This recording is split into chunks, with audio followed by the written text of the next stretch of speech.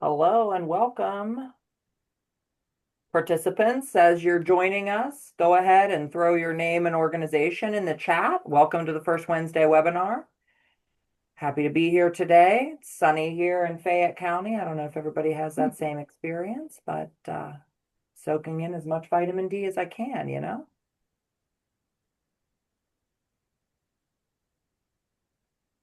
Oh, sunny in Harrisburg too. Yeah, Thanks, Sarah. Harrisburg. See, Krista, I feel like it's not sunny here. Clearfield, Jefferson counties. I'm not seeing the sun.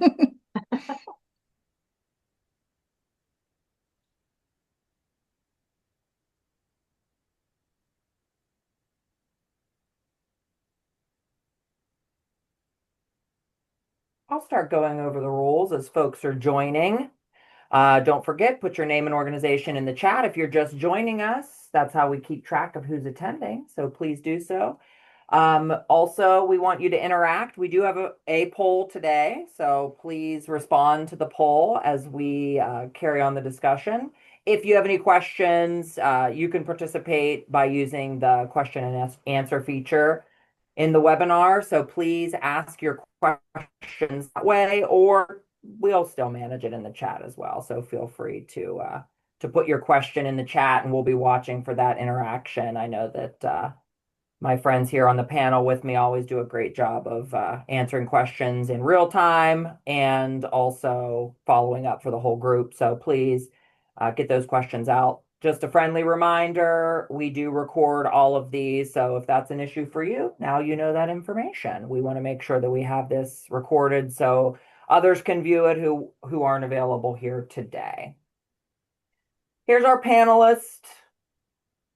And today's topic is going to be resources for data analysis. So we are going to spend a lot of time focusing on the PAYS guide and the PLP, as it is a big part of managing data analysis, specifically one module that we'll discuss. So I'm going to go ahead and get started, but just to give everybody an overview of how today is going to go, Phyllis and I are going to go through some of the PLP, and I'll go through the PLP and what that looks like and how you can utilize one specific module to help guide you through the PAYS guide. Can sort of walk you through that process. But Phyllis and I wanted to make sure that we had given you all the resources that you needed. So then after that, we're going to switch over and go through each section of the PAYS guide, because T minus 29 days, 30 days in April, 29 days, we will have PAYS data, right? Yes. So we want to know, what are we going to do with that data, and what better way to start off April than to give you some tools that you can utilize um, when that data does drop. So exciting stuff happening. Let's kick over to the PLP, the module that we would love. Oh, I forgot. Thank you, Elise. Before we get over to that, we do have a quick poll. We want to know what your familiarity is with the PAYS guide. So please choose one of these. We want to know what their experience is with the PAYS guide, with the PLP. So you can either choose, I've used the PAYS guide and the PLP. I've used the PAYS guide front to back. I've used some sections of the PAYS guide, and I've never used the PAYS guide. So we want to know where you stand on that. So go ahead and take that poll, and then we will look at the results. And I think as we're looking at this, as it plays out, we will be able to hopefully provide everybody at any of these levels with some additional information. We know the PAYS guide is very heavy, and as you all know, Bob Harrison will be coming out with our profile reports at the end of the month. And that's why we wanted to do this now. So you could use your previous report, or you could use what you have to look at the PAYS guide before the new information comes out. So it looks like there's not very many people, three of you, thankfully, have used the PAYS guide front to back. That's pretty impressive. I'm going to give some props to whoever those three people are, because I know that Lee and Phyllis both know it front to back as they, created it and made it go. And I think it is a wonderful resource tool that can be used in pieces and can be used front to back, depending on what your need is. So, And that is the beauty of the tool. And let me just say too, don't panic if you've never used the Pays Guide, because you will see, if you've ever worked on done coalition work, the model is there. It's still a lot of the same concepts. You're going to be very familiar and comfortable with this process if you've done anything related to prevention work. So don't panic. That's all. Oh, we've even had a few people who've used the Pays Guide and the PLP. That's exciting. And some who've never used it at all. So we've got a variant group of folks here, which is exciting. So let's dive in. Let's start with the PLP and what that tool looks like. So again, we developed this module for the PLP to work in conjunction with the Pays Guide. So it follows along. So in addition to this and all, there's a ton of really great resources on the PLP. So if you don't have access to the PLP, don't have an account in the PLP, the Prevention Learning Portal, I think we screwed that up last time and just used acronyms. So Prevention Learning Portal is the PLP. So please go ahead, get registered. There's lots of great resources on there. And Jordan is our expert for the PLP, so she has put that link in the chat. Thank you very much, Jordan. So you can absolutely get access to that starting today. Lots of great resources. There's an e-library. I've used that many times to give new staff members understanding of the work that we're doing. So lots of great stuff there. But in addition to this module that's connected to the Pays Guide, there's also a Pays 101 module. So if you don't really have a whole lot of understanding and you want to learn more about the background of Pays, or you want to share that with team members, feel free to do that as well. That information is very relevant. Um, so for the Pays Guide module, it's called Pays, How to Utilize Your Data with the Pays Guide. And it is going to walk you through each piece of the Pays Guide. Phyllis and I are going to do that today with the actual Pays Guide, but we thought it was important for you to just get a real quick overview of this tool as well, because in absence of us and our knowledge and the panelists' knowledge, you can have access to this information, all the time through the PLP. So, obviously I've gone through this myself, so everything's already checked off for me. Yours will look a little bit different, but you can navigate and see exactly where you want to go. It outlines each lesson, outlines each module. The videos are going to be embedded into the module itself. So it's very important that you have access to this, so you don't have to go to a separate place once you have the Pays Guide open. Again, as you'll learn through our conversation today, we are going to, you're going to want to include other people in this process to review your Pays data. And what better way to familiarize them with the Pays Guide than having them go ahead and participate in this module on the PLP? I think that that's a really good suggestion.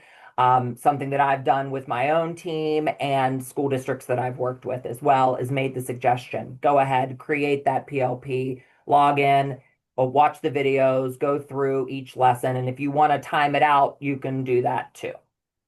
So you can do each lesson as you go to each section of the Pays Guide. So again, all of the lessons are going to be here on the left part of your screen. These lessons line up with the different sections of the Pays Guide. I'm not going to click through every one because Phyllis and I are going to go ahead and do that work with the Pays Guide. So if we're good to go, I'm going to go ahead and kick it over to Phyllis. You can share the Pays Guide and we'll go ahead and get into that. Unless you have something else to say about the PLP, anyone?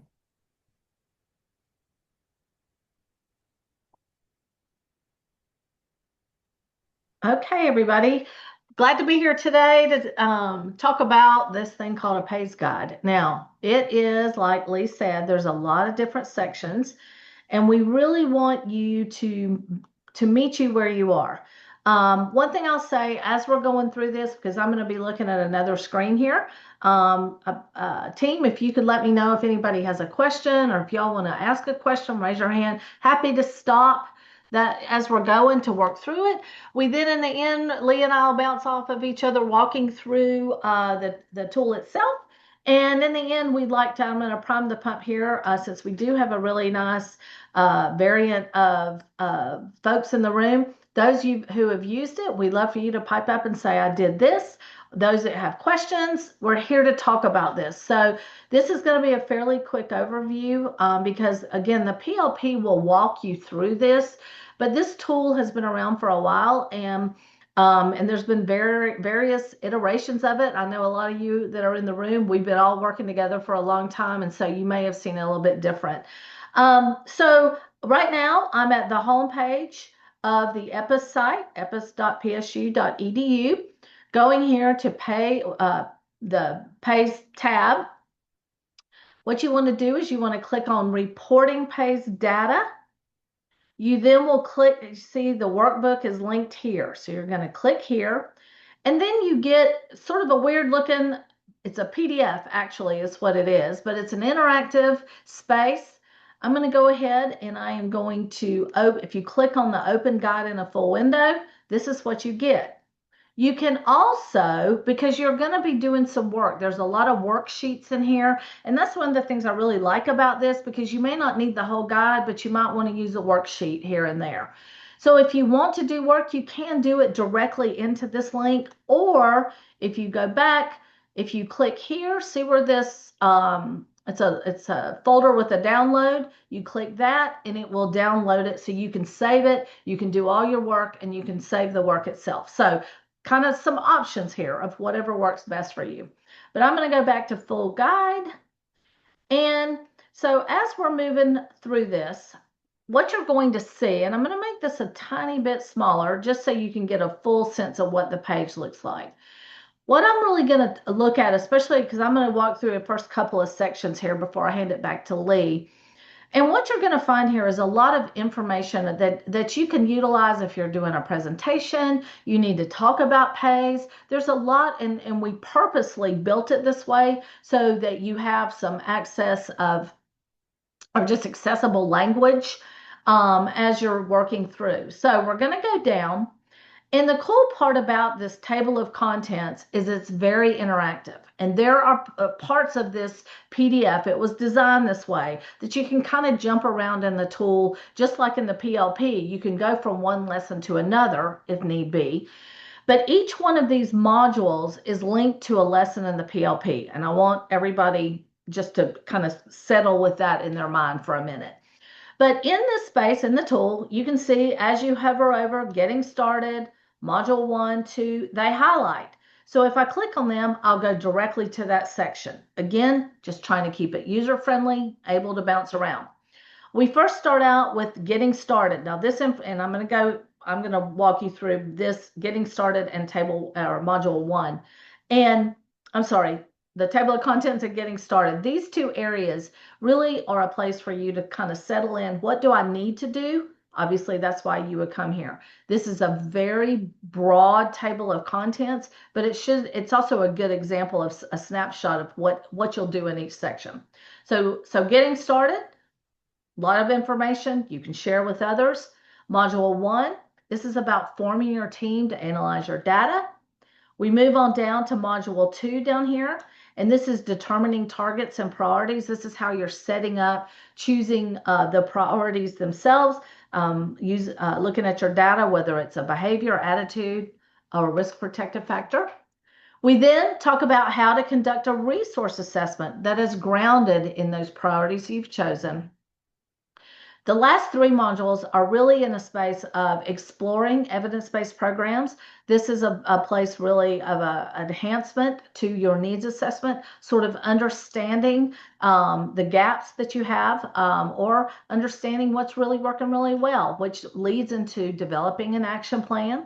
Where do you want to go? What do you need to do? Do you need to do more of a program, or maybe you need to realign a program? And then the last section here is Module 6, where it's talking about sharing your information.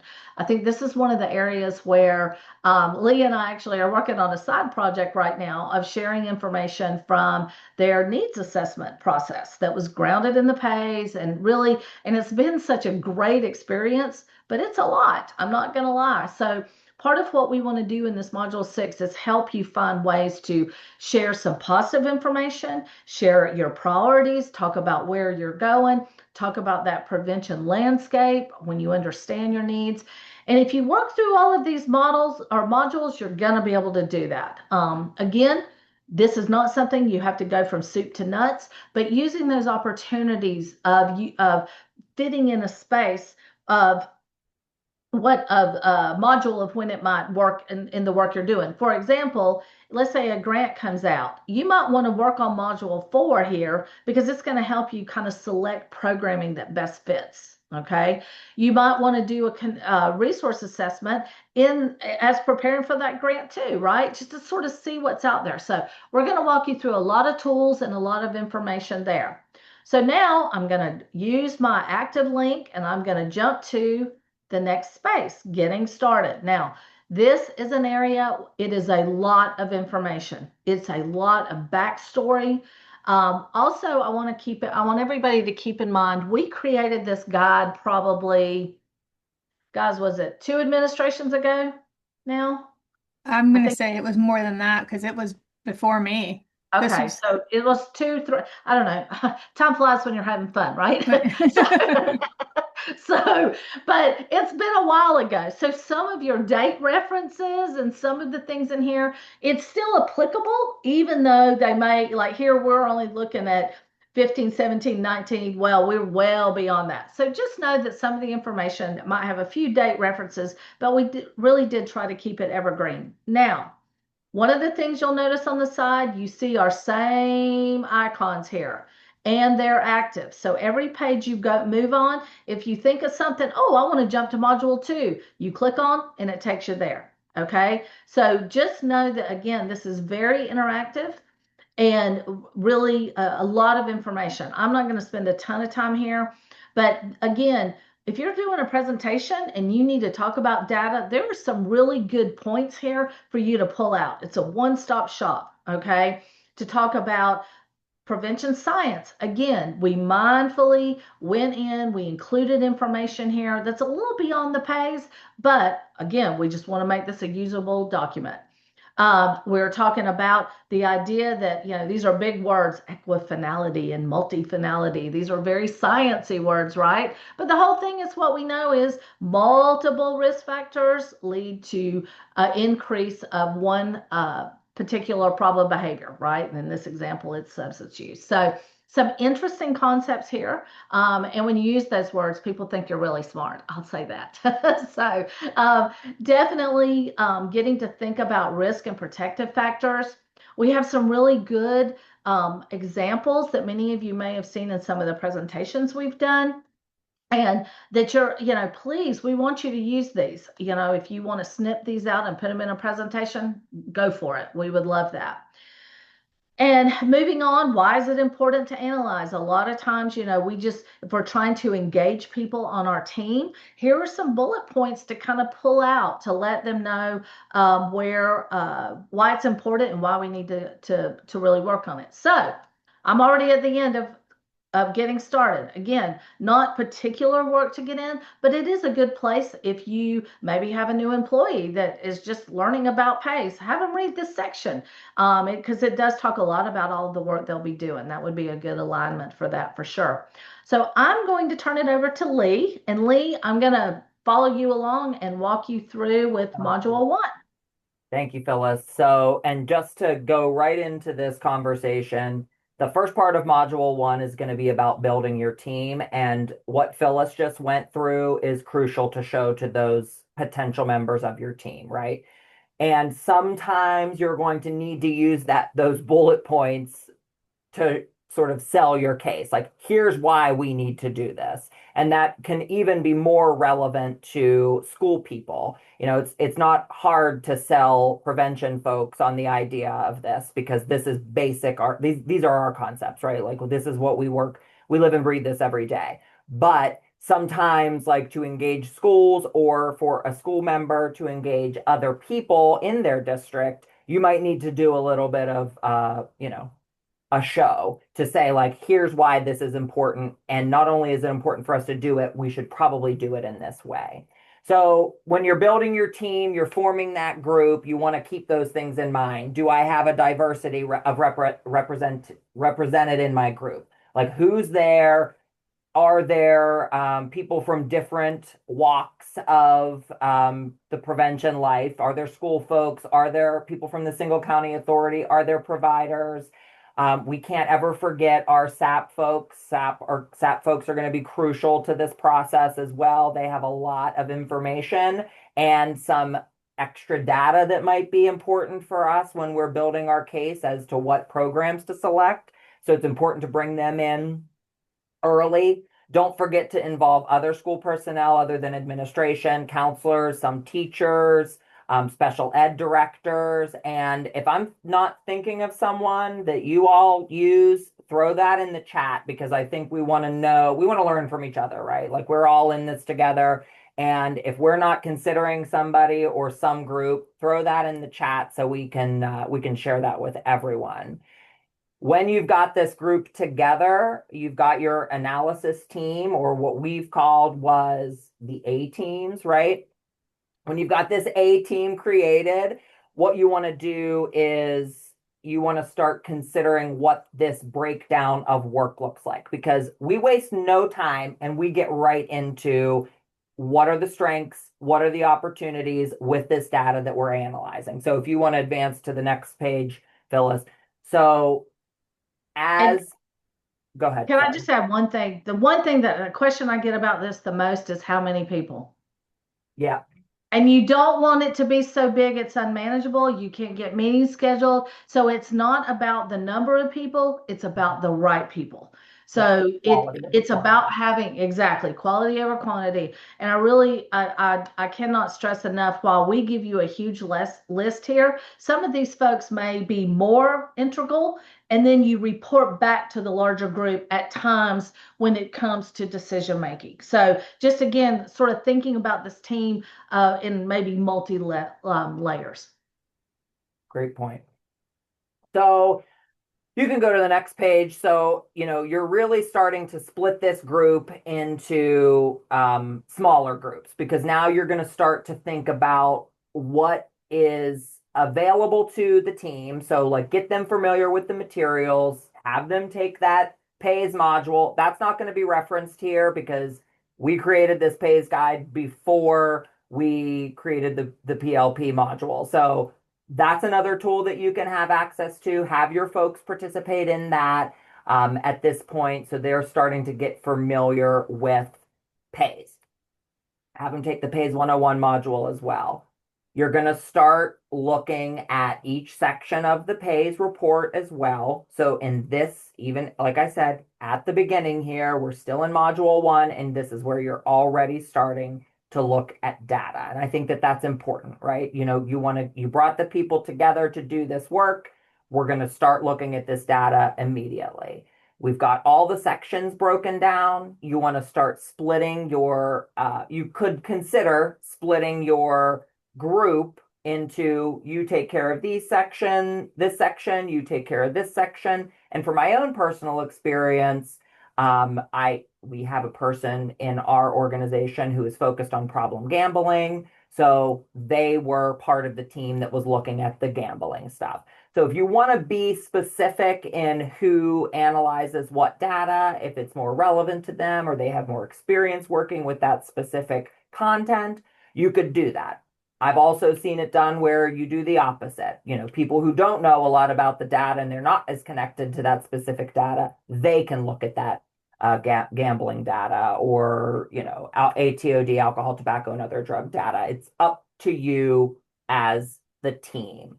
So when you get to that part where you are analyzing the different sections, something that is very important to consider is when you get to section 7, the risk and protective factors, everyone should be a part of that analysis process. It's so important that everyone sees that sort of big picture and understands this idea of risk and protective factors, which Phyllis had mentioned at the beginning in the getting started section.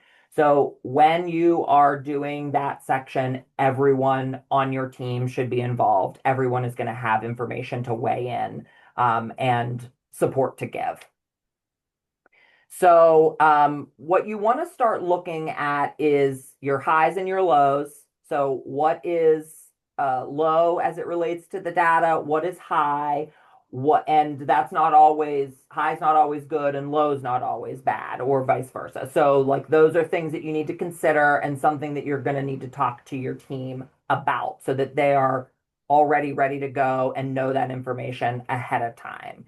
So in the worksheet, that again, like Phyllis said at the beginning, we've got the tools here for you in the worksheet. It breaks it down. First page of the worksheet is going to be all about collecting demographic information.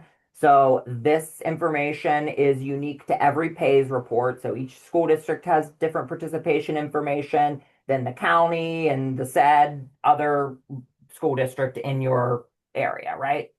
So this is going to be different. This only needs to be filled out once. Not every member of your team has to complete this. I've made that mistake. It's important because then they got to see like everything, but one person, one leader can fill this out and share that information with the group. But this is the point where you want to fill all that demographic information in. And as Phyllis had demonstrated, this is a fillable form, so you're able to do that right there. Then when you get into the next page, the section 2 through 6, behaviors, perceptions, and attitudes, this is where the data analysis begins. This is where we start to see questions related to the data. So again, if I'm in charge of section 2, me and maybe a partner, then we would only be responsible for looking at section 2 and answering these questions. And then, Phyllis and Elise would be in the next group doing section 3 and so on and so forth. So all partnered groups or small groups in your larger group are going to be sectioned out. So all that work doesn't fall on one or two people. And then what we've done in the past for myself is we've split that work up among a team. And then we've gotten together and that team has talked about, in the one meeting, we'll talk about section 2 and 3, and then the next meeting we'll talk about 4 and 5, and then the another meeting we'll talk about 6 and 7. So they all kind of like report out. So that's how we've done it in the past. But I'm sure Phyllis has experience with other people. I don't know if you have any other experiences to share related to how that work gets divvied up, but Well, and I will say, and yes, Lee, that there's a lot of ways you can do this, but the key here is let your group sort of decide. I have also worked with groups that were very new. I actually worked with one school district who the director of student services was brand new. She used PAYS to help get her team, for her to start working with her team and understanding work styles and understanding their level of, where their skill sets lie, that kind of thing. So they literally and it took them a while to do it, but they intentionally took the time and everybody read every section. And by the end of it, they started doing some dividing and conquering, but she used it again just for team building, for her to interact with her team in that way and just sort of build rapport. But Lee is right. For the most part, you're going to want to manage the lift, if you will, because the first thing everybody's going to say, how long is this supposed to take to get this done? And it can take as long as I've seen where I've worked with school districts that have gotten a room and they did it all in one day, like on a teacher work day. That's not going to work for everybody, but it can work. But you've got to be focused. Your team has to be formed. They've got to be around. The other thing, I just want to make a quick note. You see some section references here and back up here on the kind of instructions page when we broke down way back here. These have been changed. This is from the 21 data. After I thought about it, it was 21. So just use this as reference breakdown. You'll need to go to your regular report now because we've changed these sections around some. So just point of reference there, Lee. That was all. Yeah, and there are still 6 sections plus the risk and protective factors. Yes, Okay, I just think. the names have changed. Yes, just and the data, the things have moved around a little Yeah, bit. You know, yeah. mental health has its own thing, and so yeah. So just the whole concept here: break the sections down, manage your time, let your team ebb and flow as they would like. And then before we move on to module 2, I just wanted to point out that Jill had asked a question about, so I think now's the right time to address this question, like how long are these meetings and how often? And Phyllis, you sort of like touched on that. For us personally, we gave ourselves this was back in 23. We had given ourselves a 6-month period. So when the data came out to January, we would have everything figured out. So we met once a month, and then when things got a little bit tighter towards the end, we would meet more often. So we would be able to present this to our um, Communities That Care Coalition at the time. So they were the ones who were the driving force behind this for us at the time. Now it will be led by our SCA, which is also me, but we'll do probably a 6-month period. So the time January 27 comes around, we will have the data analyzed and we'll have some plans. Now, that doesn't mean that I won't also use that data in other ways. And that's where it's important to our point earlier. If you need to do something related to a small piece of data or for one school district, go ahead and do that whenever. Like that, you might need to like do some of this like quick analysis in a matter of weeks. So to answer your question, Jill, and to point to Phyllis's point, it could be as long or as short as you want it to be. It just means that if you want it to be a shorter period of time, you're going to have to dedicate more time on the front end, and do a couple days or a day where you do the analysis. And I'll just add, Jill, as well. I will add as well, Jill, that part of it is the commitment of your team. If the team's willing to do work and analysis outside of the meeting, you can Yeah. come into meetings and keep them fairly brief. If the team's like, nah, I really just want to be in the room and analyze together, and they need that dedicated time to do it, so you certainly do that as well. The thing I will say is, as Lee mentioned, you need to set an end date. What is your goal? And then work backwards. The other advice I can give you is get a standing rotation. Every third Thursday, you're going to meet. Every other week, you're going to meet. Get people to commit in that first meeting of what it's going to look like. And then once you get going, you might need to shift here or there. If you're somewhere, maybe you don't need a scheduled meeting, then it's cake in the calendar, right? You don't have to meet, but it is about planning and getting that commitment from folks. And so you can really kind of control it in that way.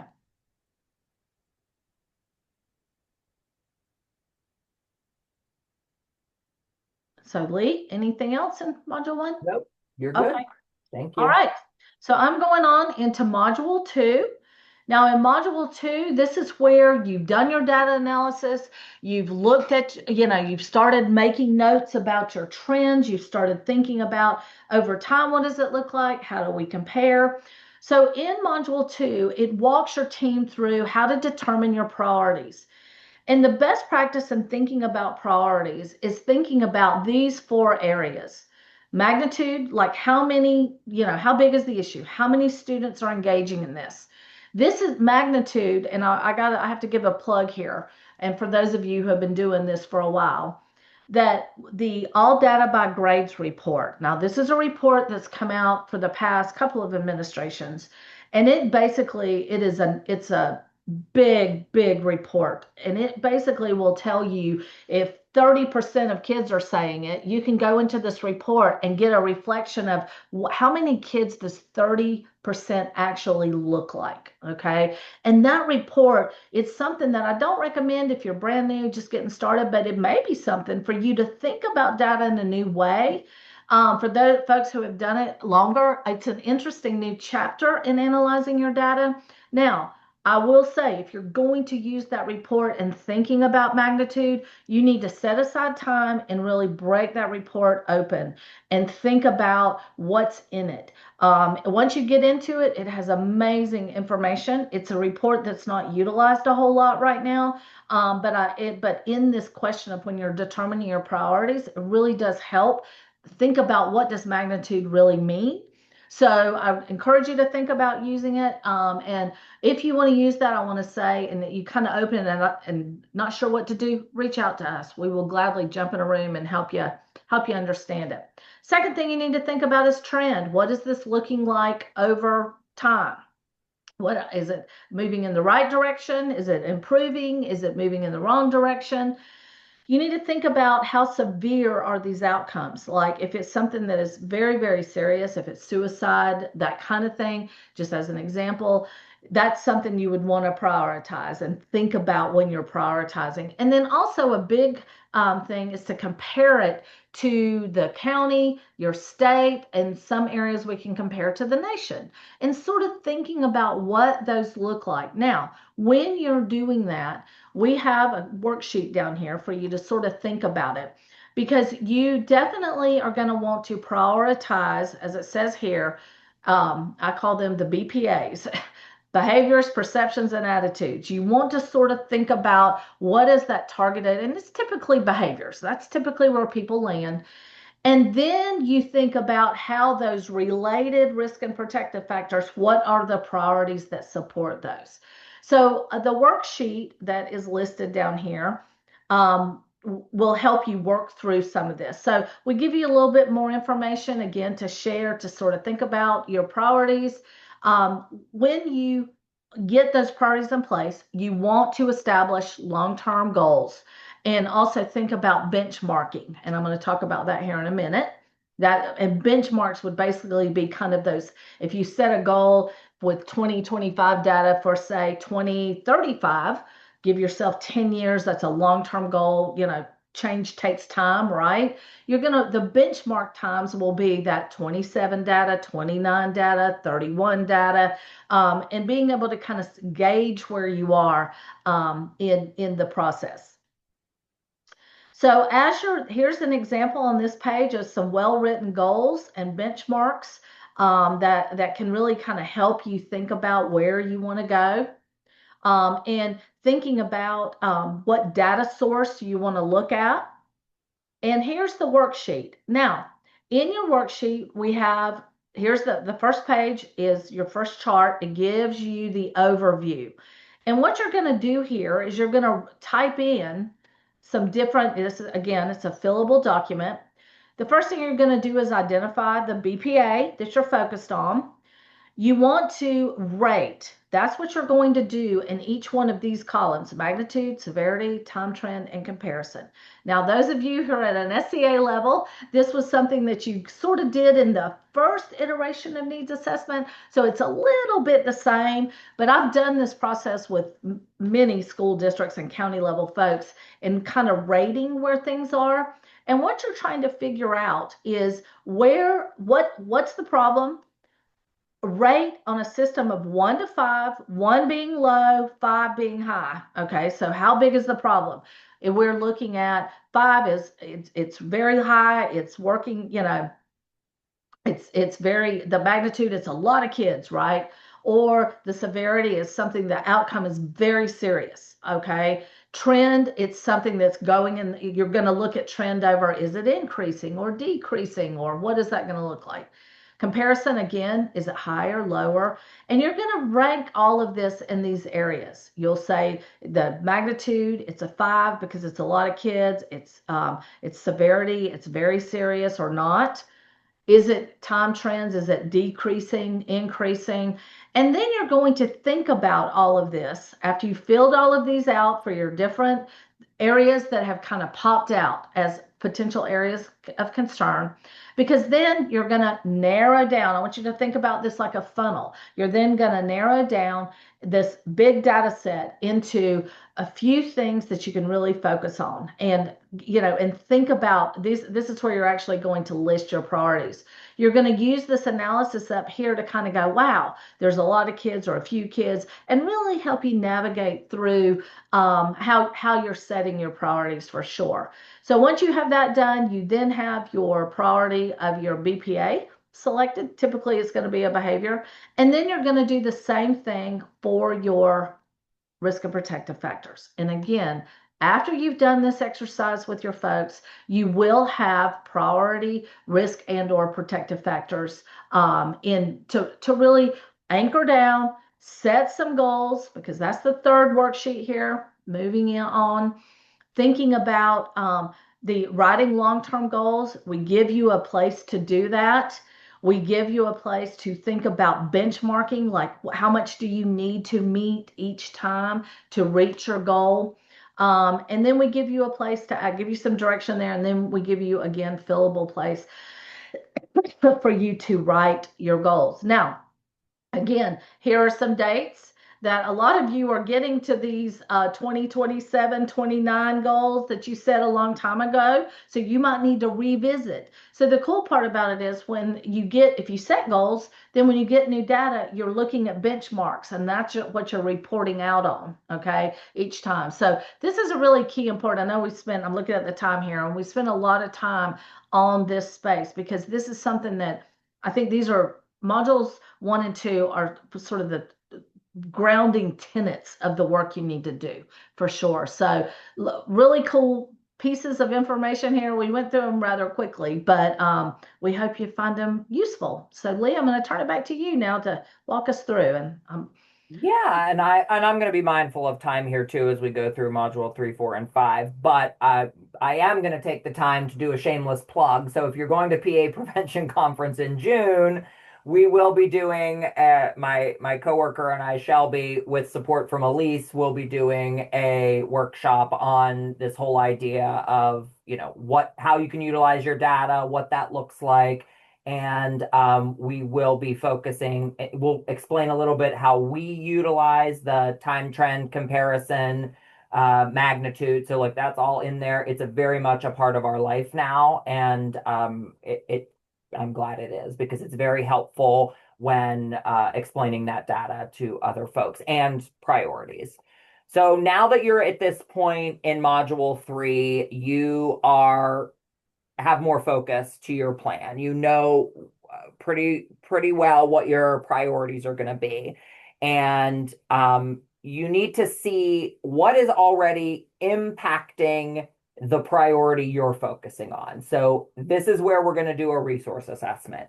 Do you know what is impacting underage drinking or problem gambling among young people? Whatever it is that is your priority at this point, like what you need to look and see what's happening in your community. So this idea of a resource assessment for my CTC folks, like this is going to sound very familiar to you, very much a part of that process, that model. You might want to consider bringing some new people around the table. So if you've identified a priority and there are folks in your community that are focused on that priority, not only identify them and know that they're there, but you might want to pull them into the process at this point as well, because now you might have a job for them or you might have questions for them. So now would be a good time to sort of expand your group. Then there is an Excel document for the PAYS resource assessment, and this is going to help you focus on the gaps. So are these things happening to address this issue? And what are the gaps? Is this program is happening, but nobody can get to the program because it's too far away?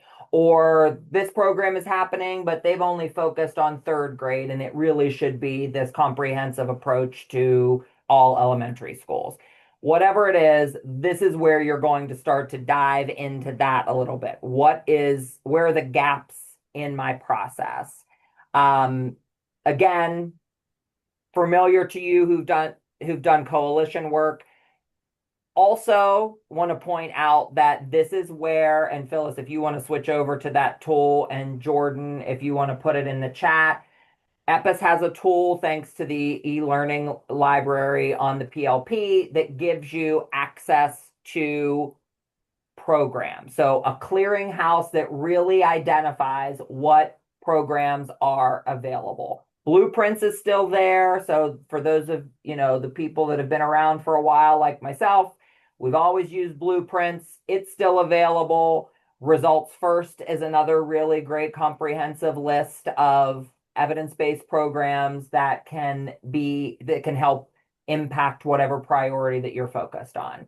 So those, and then this tool that, thank you, Jordan, for sharing that in the chat. You can get directly to this to access this tool so you can see all of these clearinghouses that are available. So you can look for what evidence-based prevention programs are impacting your priority risk factors or priority problem behaviors that you've selected. So this is also familiar with, for those of you who've conducted the DDAP needs assessment recently, right? This is all going to be sounding familiar. This is all like a lot of the same words that Phyllis was talking about. I even remember from the last time we did a needs assessment, which was 5 years ago, this time trends comparison, all that familiar. So this is going to be a lot of the same concepts laid out for you here in this way. So moving And on. what Oh, do I you have just something else, Phyllis? quickly want to say, Lee, the one thing about this is we're all used to doing gaps analysis, and typically a gaps analysis, do we have it, do we not? But what this is really identifying are, do you have gaps in evidence, like you're doing all, programs that are homegrown and you don't really know if there's evidence behind them? Are you collecting data? Are you finding, and one of the things we're finding is like that data collection, there's gaps there, that more than one time I've heard, oh yeah, we do a pre-post test. Okay, what do you do with the data? Oh, it's in a box in the closet. So this tool is about getting better and finding not just do we have a program or do we not, but how do we make it better? How do we, if it is a homegrown program, how can we insert and ensure good sound implementation sciences behind it? This is what this form is for. So if this is the process to kind of start peeling back those layers of all the work we're doing to, at the end of the day, increase impact and get better. And I know that sounds kind of strange that one form can do it, but this one can. It can. So Lee, you want me to jump on to 4 real quick? Yeah, go So ahead. yeah, so one of the things that and I'm not going to spend a ton of time on here because I could, but in thinking about programming, it's not just about do we have it, do we not? But in selecting programs, you need to think about, and I know many of you have seen this continuum of effectiveness with the idea, you want to think about how many, research-based and evidence-based and research-informed, promising, all of our prevention words, right? In our field, what does our base look like in the space? Because we want to be as strong as we can, and we want to stay away from this other end of the continuum. Stay away from things that are potentially harmful and things that that have been proven ineffective. This is also how you can really think about what I like to call prevention landscape. What does it look like? Okay. And this is not about pointing fingers, but it is about pointing fingers at ourselves to go, okay, what are we missing? Where are we in our prevention landscape? Now, in section 4, what it's going to help you think about, and this is a good example of use the new list that Lee just showed. This is an older list. Some of these are still around, but some of them aren't. So use the new list. But in thinking about fit and feasibility, it is about thinking about all of these different sections that we outlined in your needs assessment. Thinking about how much evidence, thinking about, is it a good fit? Does it work for us? Is a school ready to do it? I mean, all of these different questions. And there's a really cool and this was done by Brian Bumbarger. Those of you who remember, and I got to do a plug, he's doing a keynote at CPA, so y'all come and see him. But this is part of his work, and Brittany Rhodes, when they were both still at EPIS. But it's a really cool space to be in to think about programming. Obviously, we would love every program that you're doing to be evidence-based, blueprints, top tier premium program that's a good fit and it's feasible and it's being implemented with fidelity. This is the gold standard. But we know that real life happens, right? So most you're going to figure out in your landscapes kind of where individual programs land. Obviously, in our other area, in this space, we want to stay away from those untested or ineffective programs and that things just really don't fit or they're not feasible to do because they're not going to work, bottom line. So in this worksheet, and I'm not going to spend a lot of time, I could spend a whole hour with you on it, but for those of you who are sort of interested in programming and thinking about, like, especially if a grant's coming up or something like that, you can go in and there's 3 sections here. It's understanding effectiveness. And what you do is you answer all of these questions. Does the program have underlying theory? Is it aligned to protective factors? All of these different questions. And you answer with a yes or a no or not sure. You can make a few notes over here if you want. This is a good reference point. And then once you've done that, you will go back in and you're going to rank this part of the scale. And we just realized today that a box is missing down here on our form. So what I would say is you've gone through and you have yeses and all that every question you're answering, it is a positive. You would rank that program a 10 and you would put a 10 down here. Okay. So in that space, that's saying there's a lot of effectiveness. You then go on to the next part and you think about what is the fit for this program and thinking about how well does it, fit into what you're already doing. You already have partnerships. Can you administer it? Those kinds of things. Again, you then will rank a 1 not being a great fit, 10 being a best fit. You would put that answer down here. And then lastly, you're going to look at feasibility. And feasibility is something we don't always think about when we're thinking about programming. So I think where this is, again, a good place to just really get to the realistic part of, is this even feasible to think about? Again, you go through, you rank. Once you've done all of that, you then have a guide to think about if it's a total score of 24 to 30, you are likely it'll be well implemented, it'll be sustained, it indicates good effectiveness. 20 to 23, it's going to land in that middle part of this space, promising, and thinking about where it might fit or not. And then anything below 20, you probably should not consider it. It's probably not, it's going to land somewhere in this space that you may want to stay away from it. Okay. This is also a really good exercise. I'm going to tell y'all, if you have a program that's being implemented that you would like to make some change to, this is a really good test to put that program through. Again, not about pointing fingers, but it's about getting better. I encourage you, this is a lot to talk about in literally, I think, 4 minutes. I have talked about this. So I think in this space, I encourage you, if you've never used any part when you're thinking about programming, this is an excellent exercise for a team as well. So highly encourage you to take a look at that for sure. So Lee, you want to take us on? Yeah, I just want to really quickly say to the rest of the panelists, we'll address the questions when we're done. I just want to get through the content real quick. I know there's a couple questions in the chat, but I think let's get through the content and then we'll answer these questions. Good. Folks Thank can you for figure it out. addressing that, Lee. Yeah, Before- so Howard and Carolyn will talk about that. Yep, we'll Thank address you. your questions for sure. So module 5 is going to be about creating an action plan. And just like the rest of the guide, it's going to walk you through step by step, determine who would be best to include in the plan development, like who's going to be a part of this. You've got on your team, who can you pull into this part where we're going to start laying out, here's our plan, here's what's going to make it effective. For those prevention folks, it makes sense to include school people in this because those are usually the people that have a big ask of them. So to have them at the front end is really a great way to make that happen. You're going to want to plan, you're going to write, and then you're going to revise. So like as you go through your plan, you may need to edit it, you may need to make changes, and that's okay.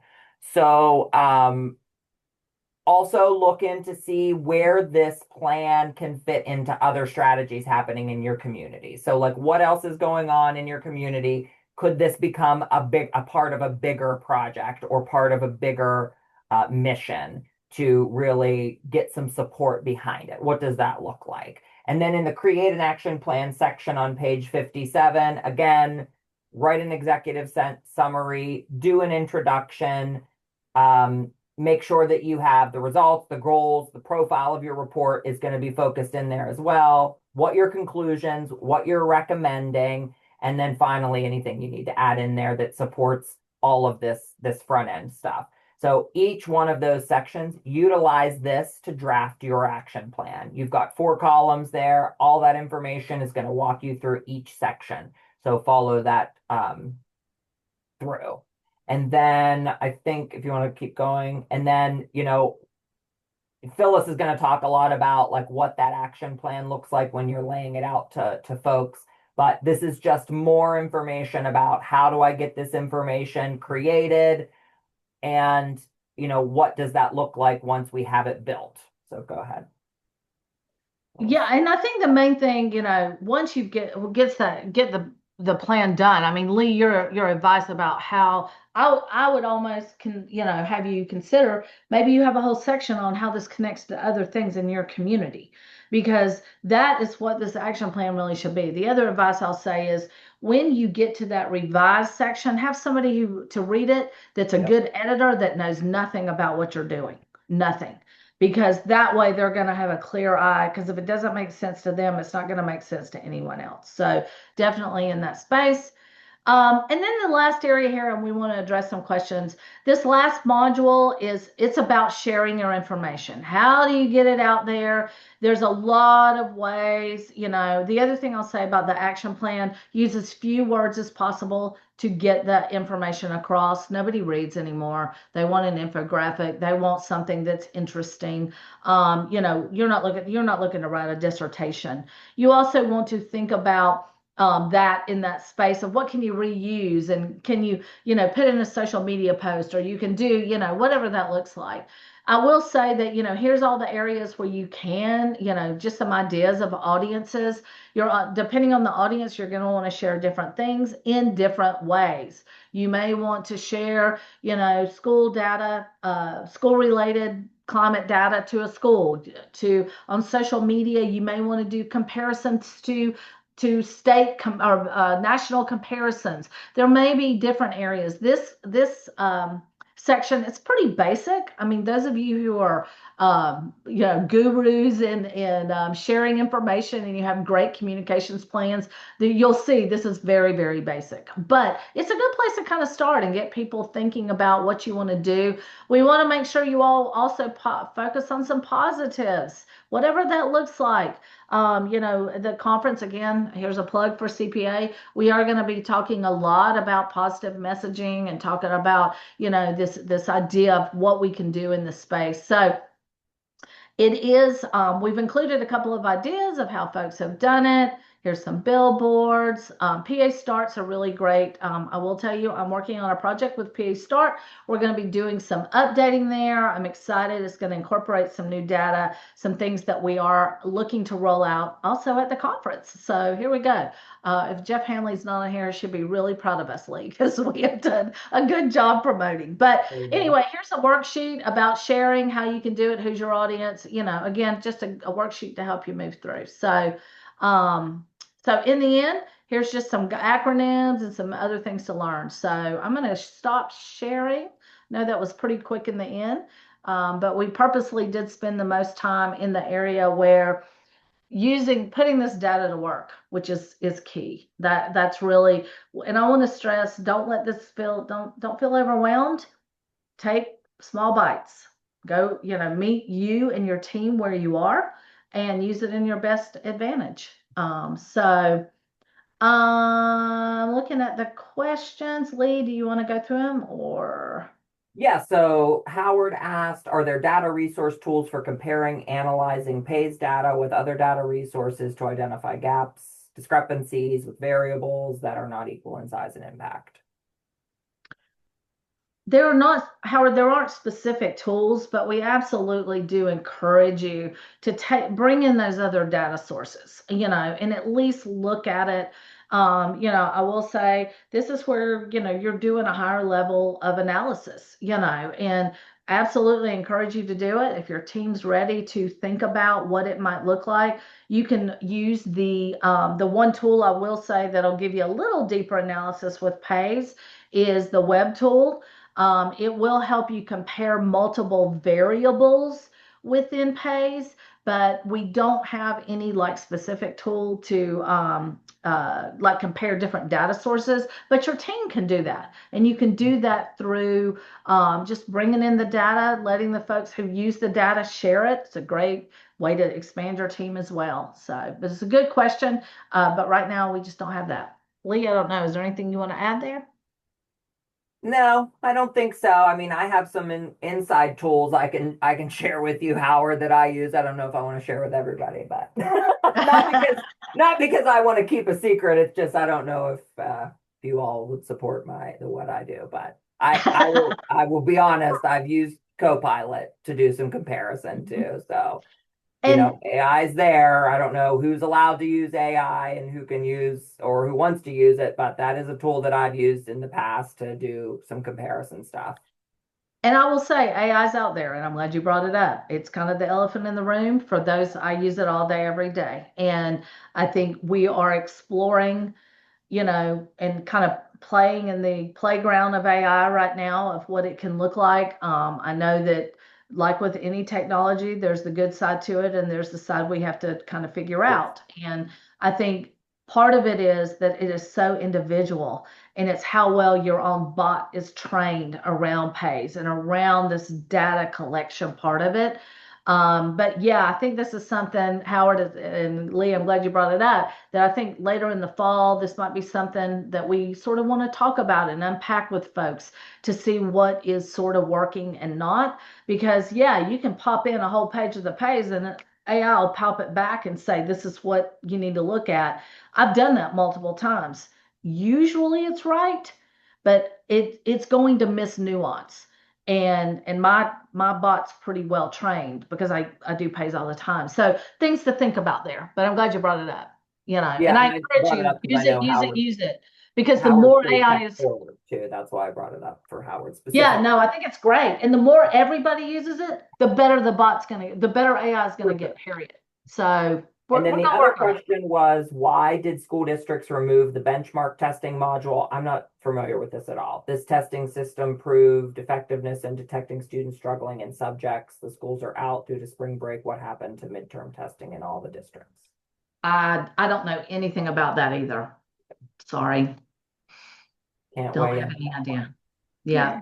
So, all right. Well, then let me share my screen as we wrap up. We will be meeting again in May, and then we will keep everybody posted beyond that. But May 6th, we will have full report highlights. So we will be looking at that. And then, as always, like us on Facebook, like Epis on Facebook, and also for resources, you can visit Epis's website. And then Elise will be sending out a survey, as she always does. And if you have questions, please reach out to Elise. She's happy to help always. My email's in the chat. Thank you for those of you who have hung on. If you have any questions or any issues, please reach out. And we're here. Hopefully, everybody learned something new today. Thank you. Thank Thank you. you.